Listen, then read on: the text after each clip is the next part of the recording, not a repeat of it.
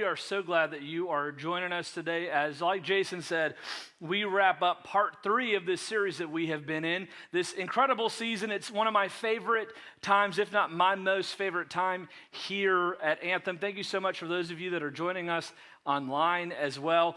You might not know this, I showed up at Anthem around 2012 as a college student.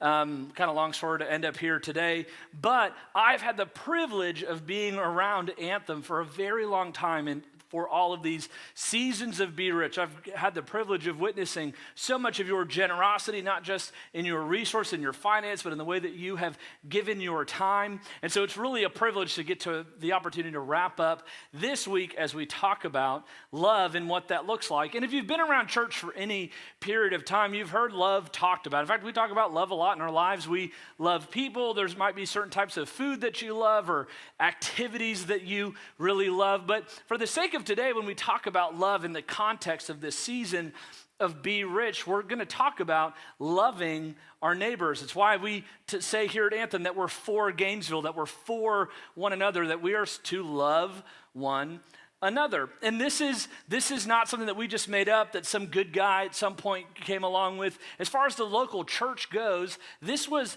an order, this was a command that came from Jesus. And so if you've been around church for any period of time, especially this one, you've probably seen this verse. And it comes from John, and John was there when Jesus was talking, and this is Jesus commanding us, talking to us if you're a follower of Jesus. He says, "A new command I give you.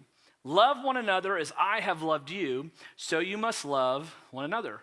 By this, by the way that we love one another, by this, all people will know that you are my disciples, that you are following me, that you have surrendered and committed your life to following me, just like we celebrated with Abby today. The way that you love one another, not just Christians, the way that you love everyone is going to be the way that the world will know that you belong to me, by how you love one another."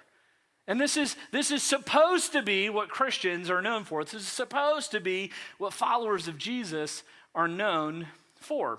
And maybe we do it well sometimes, but other times we don't do it so well, because it is really difficult to love people who are different than us. It's very difficult to love people who think differently, who maybe voted for someone different than you or learned something different than you. Maybe they look different than you. It's sometimes very difficult for all of us, maybe it's just me, I don't know, to love our neighbor as ourselves. And something that you may not know is that not only are the cards stacked against us because we live in a crazy time and in a crazy world, the cards are actually stacked against us a little bit by the way that our brain actually works. You might not know this, but our brains try to make shortcuts when it comes to understanding people. And not just people, but all different types of things. Our brain is constantly working to try to create shortcuts for identifying things. For identifying people, for identifying, this is a little dog, and I probably shouldn't be too afraid. This is a giant dog that could take my arm off, right? Like, our brain is working. We don't know anything about the dog, but our brain might say, danger, this is a dangerous scenario. Maybe you're walking down the road and there's some gigantic guy, and you don't even know the guy. He could be totally soft. But your brain goes, oop, giant dude, he could beat me up, right? Our brain is constantly working to make shortcuts for people. We see people that maybe look a certain way, dress a certain way, and we're very quickly able to attach something about someone to a narrative. Or our brain essentially is making little cue cards for us on the go. Our brain's going, oh, well, that person's a Republican. I know Republicans. It could all fit on this little cue card. They're all the same. Or maybe you're a Republican, you meet a Democrat, and you're like, oh man, those Democrats, right? Like, I know everything there is to know about Democrats. And in an instant, you know everything you think you need to know about someone based on your little narrative that you have for them. I mean, let's just be honest. We're living in a time that is so extremely polarizing, right? We're living in a time where maybe someone wearing a mask or not wearing a mask tells you everything you think you need to know about someone, just by whether or not they're putting something on their face. Maybe you have a cue card for that. Maybe your cue card is you can go look at someone's social media, and because of one thing they posted, you just know everything about them. And we do this. We create narratives for people, and we don't even know them. But for some of us, we do know the people. Sometimes this is our spouse, right? We create a narrative for why our significant other, or maybe our roommate is doing the dishes. Oh, they're just doing the dishes. I know the dishes move. I know that move. You're doing that because I didn't take out the trash. This is your way of telling me, right? We create these narratives. Maybe we just see someone who's a different color than us and we immediately go, oh, I know that one. Okay, that shade. Okay, I know you. And it's a dangerous, dangerous thing. In society, because of the way that our society functions, we're constantly being pushed into a pressure chamber of these are the things that are important about people, and we're just creating narrative after narrative after narrative for people we don't even know. And here's why narratives are so extremely dangerous, is because narratives allow us to simplify the unsimplifiable. Narratives are little narrative cue cards. They allow us to just simplify human beings, the most nuanced thing on the face of the earth, human beings, into little tiny cue cards of information, which allow us to do this, to permit the unpermissible, to create distance, to push people away. And we hate when people do this to us. We hate when people see us or maybe know something that we think or care about or see our family or see even the car that we drive and assume that they know our story. And the dangerous part of this, especially in this season, is that it allows us to begin to permit the unpermissible, things that we would never consider doing. Things that we would never consider saying or believing about somebody else, all of a sudden, because we have this narrative cue card, we give ourselves the hall pass to do things we would never consider doing. And maybe it starts just by unfollowing that person on social media, right? They're so stupid, right? You click that unfollow, you really showed them, right? Maybe this looks like having a big knockout, drag-out argument with your significant other. Maybe it looks like not showing up to family reunion. Or maybe even worse, it begins to take root in your heart, in your mind, in the way that not just you interact with individuals, but entire groups of people. It's dangerous. Because the types of things that it permits, we could make a big long list. We could create a huge list. We could disrespect and insult, ignore. We could mock. We could vilify, slander, pass over, disqualify. The list could go on and on. Because when we create narratives about people we don't even know, it creates distance. And it begins to stir that thing in us that makes us believe that we know everything there is to know about someone we don't even know. Or maybe even worse, someone who's been in great proximity to us in our life for a long time. But because of some cue card that we've been carrying around in our back pocket, we've completely pushed them out of our life. And we don't want people to do this to us. We don't want people to pigeonhole us into something just on one data point, do we? Of course not. And yet, we're so good at doing it to others. Now, Jesus had a lot to say about love. He had a lot of different ways that he was trying to help us see people differently. And if you're not a follower of Jesus, you know that loving people is definitely a good thing to do. But if you are a follower of Jesus, you don't get a hall pass. It's not just a good thing for you to do. It's something that we've been commanded to do. So what we have to do, and what I will hope to do in the next couple minutes that we're together, is to give us a new lens, a new filter, some new marching orders, just 3 little points. Today we're going to do a little old school 3 points in a poem. It won't be a poem, it'll be a great song at the end. But we're going to keep this brief and simple because I actually believe that loving other people, while extremely hard, is actually quite simple. And Jesus did a great job of setting this up for us. So if you know about Jesus' teaching style, he loved parables. Jesus loved to explain things to people who were around him through telling parables. And parables were made-up stories that Jesus leveraged to make a point, or in this case, to blow up the narrative of the day. And so we're going to pick this up in this verse that we're going to look at here. This is Luke 15. Jesus is surrounded by a huge crowd of people, and it says this. Luke writes, "Now the tax collectors and sinners were all gathering around to hear Jesus." Next verse, "But the Pharisees and teachers of the law muttered, Don't you love that? You ever feel that when you know someone's talking about you? I think Jesus felt that in this moment because of the way that Jesus is about to go through these parables. But nonetheless, these teachers of the law, these Pharisees, they were kind of like pastors of the day to the Jewish people, and they were kind of talking crap, throwing some shade towards Jesus. And they say this man welcomes sinners and eats with them. Can you imagine?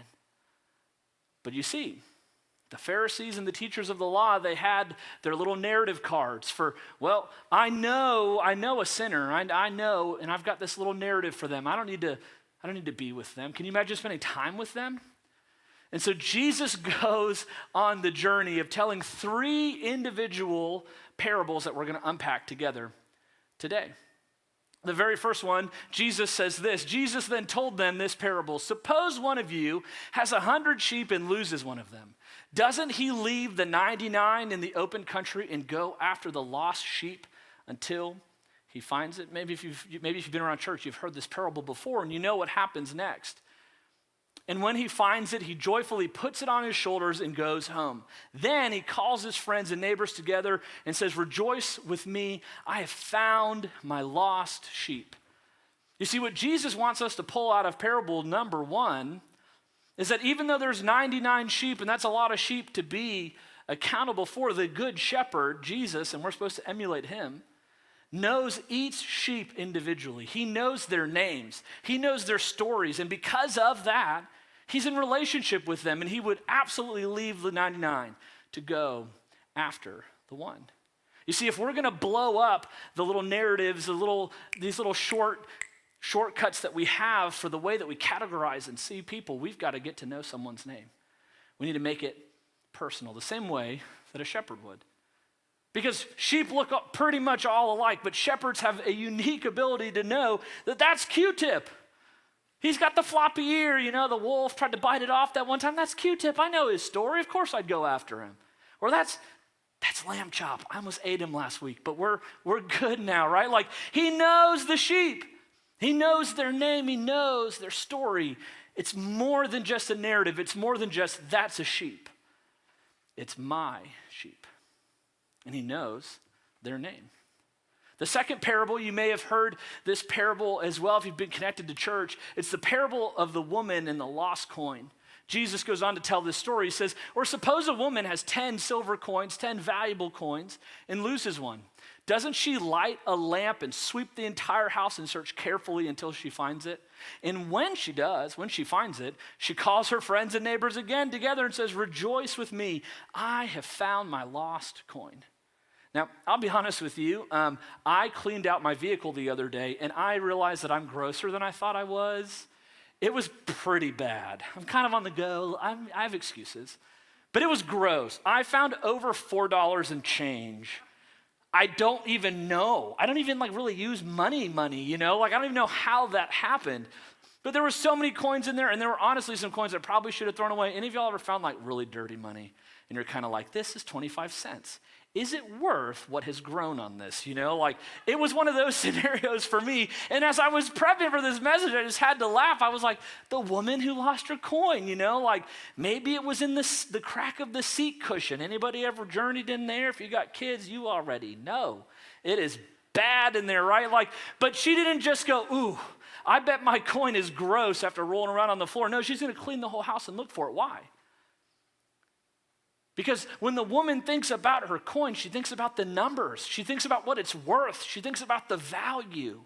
The value of the lost coin. It doesn't matter that it's dirty, that it rolled on the floor. It doesn't even matter that she knows that she's got 9 others. You see, when Jesus sees you and I, it doesn't matter where we've rolled off to. We still have value in his eyes. When he sees us, he sees the numbers. And not numbers like, John, you're worth $75. No, it's bigger than that. The price tag wasn't in riches and gold. It was in Jesus' life. He thought that me and you were valuable enough that no matter how far we rolled away, that we were worth dying for. And Jesus wants us to see our neighbors and our friends and the people we've built narratives for the same way that the woman who lost her coin saw it. To see it as something that has value. Now, the third parable that Jesus unpacks is probably the most famous parable that Jesus told. It's the parable of the prodigal son. And for those of you that don't know the story, and those of you that do, hang with me, but for those of you that don't know the story, there was the story that Jesus told us about a man who had amassed some great riches in this life. And he had two sons, and one of the sons, who was kind of the more ornery one, those of you that have kids, you always know, there's like the one that's the good one, and then the ornery one, right? Like that's how it works a little bit. That was that son in the family, the one that was a little bit more of the troublemaker. And he came to his dad and he said, hey, Dad, look, I know that you're still alive, but I've been waiting for you to die for a while, and you've got a lot of stuff, so could I get my inheritance now? Could you imagine? And during that time in that culture, to give an inheritance to your children was such a big deal. And for the son to come to his father in that way was basically like saying, hey, could you either hurry up and die or give me what I want? And the father, being a loving father, gladly handed over half of all he owned to the son. And the son went off to, I don't know, whatever the biblical times version of Vegas was, blew it all, lost it all, and had nothing left because he spent it all on fancy living. And one day the son wakes up and he's eating next to the pigs because he has nothing left. And he realizes in that very moment that his father's servants have it better off than even he does. And so he decides to make the hard trek, to admit that he screwed up and headed home, which is where we pick up this part of the parable. Luke writes this, but while he was still a long way off, while the son was still a long way off, the father had gotten word that his son was coming. And the father then saw him and was filled with compassion for him. He ran to his son and threw his arms around him and kissed him. He made a huge deal out of his son coming home. He threw a huge party. He put rings on his fingers. And the other son was not a happy camper about it. So he goes to his father in disgust and says, don't you remember? He squandered everything you've ever earned. Why is it you're throwing a party for him? And I love what Jesus makes up that the father says, but if you're a father, you know you would probably do the very same. The father says this, my son, the father said, you are always with me and everything that I have is yours. But we had to celebrate and be glad because this brother of yours was dead and is now alive again. He was lost and is now found. You see, in this parable, Jesus' goal is to help us see ourselves and see other people the way that he sees us. That there's a possibility for new beginnings. That he knows our name, he knows our story, that he knows our value. And so when we screw the whole thing up, when we make a mess of it, or when our neighbor posts a sign that we don't like, or when something happens in the world that makes us mad, or we don't like a group of people, we don't like even our own spouse, and they make a mistake, that we would see them as someone worthy of being loved because they have a potential for a new beginning. We live in a society that loves to cancel people. The second you make a mistake, you get shut down, shipped out, closed out. The local church should be on the front lines of second chances and new beginnings because that's who Jesus was, and that's who he wants us to be. You see, when people see the way that we love Jesus, when we see people the way that Jesus sees people, we'll treat them the way that Jesus treats them. When we begin to see them as something different than just random sheep or random cue cards, that we would see them as a name, that we would see them as an individual, that something would change in us, that we would get to know somebody's story, that when we see a name, that we would get to know who they are, their unique story. Listen, you guys probably know this. If you know me, I have strong opinions about a lot of things, pretty much everything, actually. I try to hold very loosely to them. But because of that, it can be hard for me sometimes to understand how anyone could think like that. And so I've had to work so hard in my personal life to really find my closest friends that think about the world differently and see the world differently, to get to know their story. And while I might not agree with them, I at least understood how they got there. Because I don't just see them as some label that my narrative cards tell me to see them as, but I see them as my friend. someone who has a story worth sharing. The second thing, right, that we talked about was numbers, right? And that when it comes to how you and I see people, that we would pre-decide someone's value. That no matter what they think or who they are, whatever they look like, whatever they've been through, that we would make up our minds ahead of time to say, oh no, that person is valuable because God says that they're valuable. That they have value because they're made in the image of God, therefore they have a capacity for a relationship with him. The only way we're going to bust up this narrative thing that we are all so guilty of is if we begin to see people the way that Jesus did, to see them as having value. And last but not least, that we would understand and see and talk about and encourage new beginnings in the lives of other people. That we would begin to offer someone a second chance. Then maybe, just maybe, because of whatever narrative we believed about someone, we cut them out of our life or cut them off or maybe talked about them behind somebody else's back. Maybe this is in your marriage or your relationship or with your roommate or a family member. And you've kind of closed the chapter and you thought the story was done. But I'm here to tell you, as someone who's needed a bunch of second chances and new beginnings, that he's still writing chapters. So maybe, just maybe, we need to begin to see people as names and valuable, and to see them as having an opportunity to make a comeback, to see them as having an opportunity for new beginnings. As we wrap up, I want to challenge you to do this. I want to challenge you to begin to ask God for help in this area, to be able to say and have this on your lips and your mind and your heart. God, help me see others the way that you see them, so that I can treat others the way that you treat them. In fact, the way that you have treated me.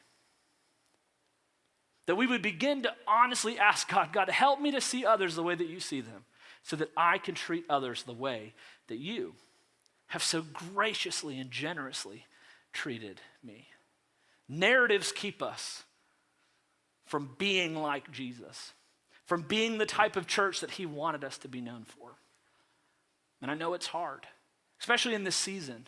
So many of us have been in contact with narratives about teachers and healthcare workers and police officers and our next door neighbor and people on social media. People wearing masks, not wearing masks, you name a thing, there's some narrative out there about what you should believe to be true about someone. But what if we believed, just like we believe about ourselves, that it's deeper than that there's more to someone than what we can fit on a cue card? As we wrap up today, I asked the band to come out and play a song for us. As we take the time, maybe just to reflect on maybe someone in our life that we have discredited or disowned or ignored, that we would actually ask God for help in this area, because if you're anything like me, you need help in this area. And the only way it's going to happen is if we ask the creator of the viewpoint that we need to have for help. So in just a few moments, they're going to play a song, and I just want us to sit in it and listen to the words that they're about to sing, that it would stir something in us to be the type of people who truly do love our neighbors as ourselves. Would you pray with me? Heavenly Father, thank you so much for moments like this, for moments when we can gather together and just talk about the reality of life, the things that you want us to know, not just about you, but about one another. God, it's so incredibly easy for us to build a narrative around people that we know. It's even easier to build narratives that help us permit the impermissible for people that we don't. God, we can't really be known and identified as your church, as followers of you, until we get this right. So we ask you to help us. Help me. Help my friends that are in the room to get this right, so that we can not only be generous in good deeds and generosity towards our neighbors, but that we could be generous in love and second chances, just like you have been for us. It's in your name we pray. Amen.